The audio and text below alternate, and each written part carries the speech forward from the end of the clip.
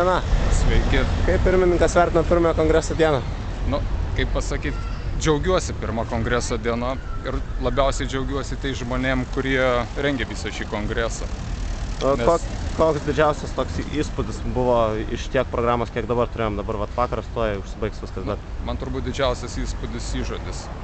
Ir iš tikrųjų man atrodo, kad per šitą 20 metų dar niekad nebuvo tokios kritinės masės jaunų sendraugių ir jaunų studentų. Nu, studentai visada jauni, kurie iš tiesų...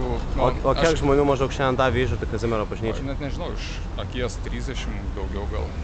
Bet mintis yra ta, kad iš tikrųjų, jeigu visi šitie žmonės dabar imtųsi ko nors, tai jie gali tikrai pakeisti Lietuvą. Tai iš tikrųjų yra labai daug vilties. Rytoj nusimato labai sunki darbotvarkė ir įtempta. Ko tikitės iš rytojaus? Tikiuosi, kad išsirinksim gerą pirmininką arba pirmininkę pagal Dievo širdį, gerą valdybą, gerą tarybą ir pakeisim įstatus, nes vis tiek aš manau, kad šie siūlomi pakeitimai iš tikrųjų padarytų mūsų organizaciją lankstesnę ir labiau paskirstytų krūvį tarp. Tai čia tokie ir lūkesčiai bendrai likusiam 2 dienom, ar ne? Nu, taip. Nu, šiaip ir taip pat labai tikiuosi, kad ir ryt labai smagiai atšvęsim, ypač vakare. Tai laukiu to vakaro, kuris turėtų būti tikrai įspūdingas.